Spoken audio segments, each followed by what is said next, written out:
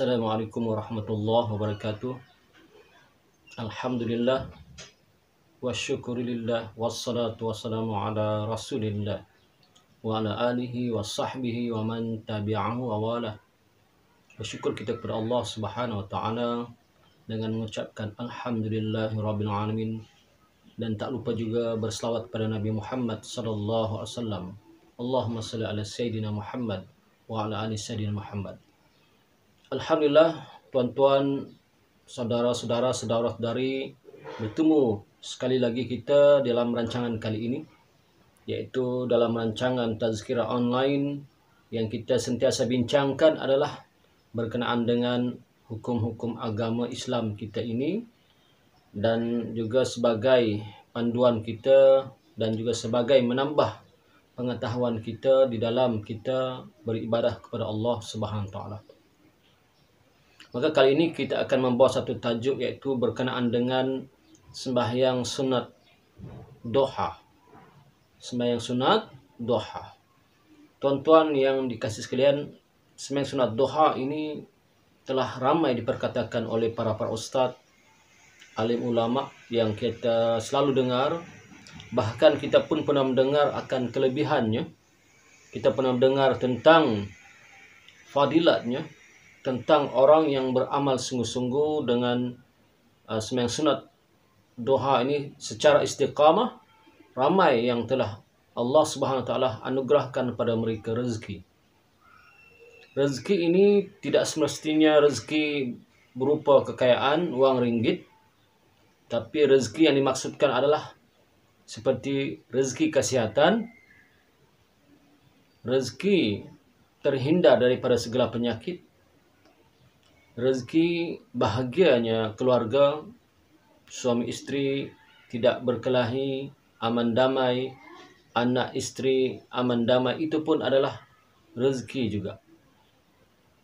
Ya, di samping rezeki keuangan, rezeki kesihatan, rezeki panjang umur, dan juga rezeki kebahagiaan rumah tangga. Itu semua adalah rezeki.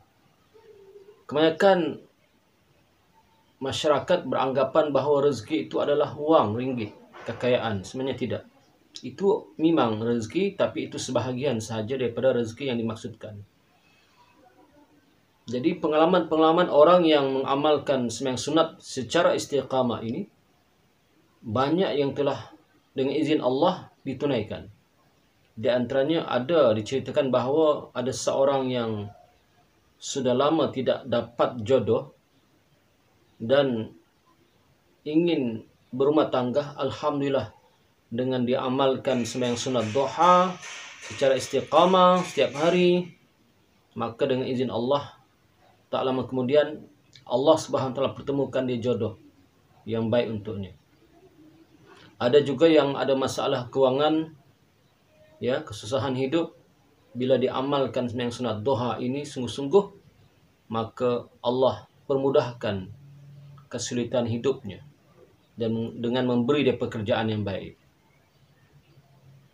Kemudian ada juga orang yang diceritakan ada masalah penyakit yang kronik, ya, seperti penyakit kanser, penyakit jantung, buah pinggang, darah tinggi dan sebagainya. Tapi bila ia amalkan sembahyang sunat duha ini secara istiqamah, maka Allah Subhanahu wa taala sembuhkan dia dari segala penyakit yang dideritainya. Nah, hadis Nabi Muhammad sallallahu alaihi wasallam banyak menceritakan tentang kelebihan sembahyang sunat duha ini. Di antaranya saya akan baca. Nabi Muhammad sallallahu alaihi wasallam bersabda, hadis yang diriwayatkan oleh Nuwas bin Sam'an radhiyallahu an, bahwasanya Nabi Muhammad sallallahu alaihi wasallam bersabda, qala Allah azza wa jalla, ibna Adam la tu'zizanna an arba'a raka'atin fi awwalin nahar akfika akhirah. Ya, maksudnya Allah azza wa jalla berfirman, wahai anak Adam, jangan sekali-kali engkau malas mengerjakan 4 rakaat solat pada waktu permulaan siang. Maksudnya solat duha lah. pasti akanku, yakni Allah, cukupkan keperluanmu pada petang hari itu. Ya, hadis riwayat Tabarani. Kemudian ada satu hadis lagi, Nabi bersabda, salatul duha tujlibur rizqa wa tubghil faqra wa la yuhafizu ala salatid duha illa awabu. Maksudnya, salat duha mendatangkan rezeki dan menolak kefakiran, yakni kemiskinan. Dan tidak ada yang akan memelihara salat duha kecuali orang-orang yang bertaubat. Kemudian hadis Nabi yang ketiga yang diriwayatkan oleh Abu Darda radhiyallahu an berkata bahwa Nabi Muhammad SAW bersabda, yang maksudnya, hendaklah setiap pagi bersedekah untuk persendian, untuk persendian ruas tulang badannya. Setiap bacaan tasbih itu sedekah. Setiap bacaan tahmid itu sedekah. Setiap bacaan tahlil itu sedekah. Setiap bacaan takbir itu sedekah. Menyuruh berbuat baik dan melarang kemungkaran itu sedekah. 2 rakaat salat duha yang dikerjakannya dapat membandingkan pahala itu semua. Subhanallah. Dengan mengerjakan 2 rakaat sahaja salat duha, seolah-olah dapat menandingi semua sedekah-sedekah yang disebutkan tadi. Kemudian hadis seterusnya, hadis riwayat Al-Tabrani, Nabi Muhammad SAW bersabda, inna fil jannati baban yuqalu lah babud duha. فَإِذَا كَانَ يَوْمَ الْقِيَامَةِ نَادَى مُنَادٍ أَيْنَ الَّذِينَ كَانُوا يُصَلُّوا الضُّحَى هَذَا بَابَكُمْ فَادْخُلُوهُ بِرَحْمَةِ اللَّهِ. Hadis riwayat At-Tabrani. Maksudnya, bahwasanya di surga terdapat pintu yang disebut duha. Jika hari kiamat telah tiba, malaikat menyeru, manakah orang-orang yang mengekalkan salat duha? Inilah pintumu. Silakan masuk ke dalamnya dengan rahmat Allah. Subhanallah. Maka di hari kiamat kelak, malaikat menyeru. Malaikat memanggil orang-orang yang sembahyang duha. Kata malaikat, inilah pintu duha. Manakah orang-orang yang mengerjakan salat duha? Kata malaikat. Di manakah orang-orang yang mengerjakan sembahyang duha? Di mana? Inilah pintumu, kata malaikat. Silakan masuk ke dalamnya dengan rahmat Allah. Subhanallah. Nampak tuan-tuan, orang yang melazimkan istiqamah bersembahyang sunat duha, maka di akhirat kelak pada hari kiamat malaikat akan memanggilnya dan memasukkan dia ke dalam syurga melalui pintu duha. Jadi tuan-tuan, mari kita beramal. Mari kita beramal dengan sembahyang sunat duha. Yang sebenarnya banyak lagi kelebihan-kelebihan sembahyang sunat duha ini. Ya, mari kita beramal. Seterusnya, bagaimanakah lafaz sunat duha itu? Bagaimana ke lafaz sunat duha itu? Sebelum itu, sembahyang sunat duha ini kita boleh buat 8 rakaat. 8 rakaat. Dan sekurang-kurangnya 2 rakaat. Boleh juga dibuat 4 rakaat, 6 rakaat, dan yang terakhir hingga ke 8 rakaat. Dan mengerjakan 8 rakaat itu adalah sebaik-baiknya. Tapi sekurang-kurangnya buatlah 2 rakaat. Ya, sekurang-kurangnya buatlah 2 rakaat. Niat salat duha. Usalli sunnat duha raka'ataini lillahi ta'ala. Usalli sunnat duha raka'ataini lillahi ta'ala. Artinya, aku niat salat duha 2 rakaat kerana Allah Ta'ala.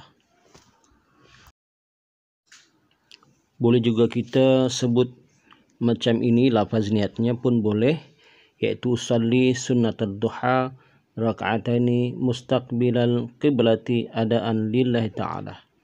Saja aku atau aku niat salat duha 2 rakaat dengan menghadap kiblat kerana Allah Ta'ala.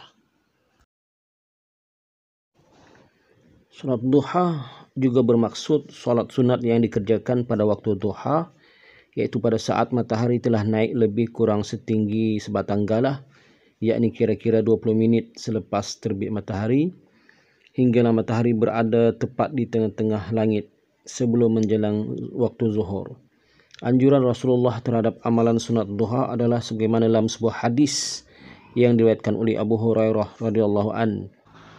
Qala Rasulullah sallallahu alaihi wasallam, "Man hafaza ala syuf'atid duha ghufira lahu dhunubuhu wa in kanat misla zabadil bahr."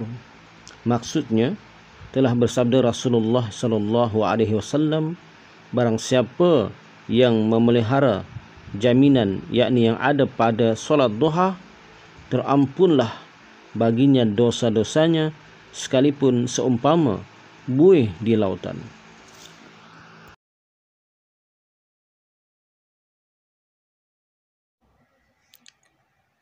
Keutamaan duha dari Abu Dzar dari Nabi sallallahu alaihi wasallam, beliau bersabda, pada pagi hari setiap tulang yakni persendian dari kalian akan dihitung sebagai sedekah. Maka setiap tasbih adalah sedekah, setiap tahmid adalah sedekah, setiap tahlil adalah sedekah, setiap takbir adalah sedekah. Memerintahkan kebaikan yakni amar ma'ruf dan melarang dari berbuat mungkar yakni nahi mungkar adalah sedekah. Semua itu cukup dengan 2 rakaat yang dilaksanakan di waktu duha. Hadis riwayat Muslim, Abu Daud dan riwayat Bukhari dari Abu Hurairah. Dari Abu Hurairah ia berkata, kekasihku sallallahu alaihi wasallam telah berwasiat kepadaku 3 perkara. 1. Puasa 3 hari setiap bulan. 2. 2 rakaat salat duha. Dan 3. Melaksanakan salat witir sebelum tidur. Hadis riwayat Bukhari, Muslim, Tirmizi, Abu Daud, Nasa'i, Ahmad dan Ad-Darami. Dari Abu Daud Darda radhiyallahu an, ia berkata, kekasihku telah berwasiat kepadaku 3 hal. Hendaklah saya tidak pernah meninggalkan ketiga hal itu selama saya masih hidup. Yang pertama, menunaikan puasa selama 3 hari pada setiap bulan. Yang kedua, mengerjakan solat duha. Dan ketiga, tidak tidur sebelum menunaikan solat witir. Hadis riwayat Muslim, Abu Daud, Tirmizi dan An-Nasa'i.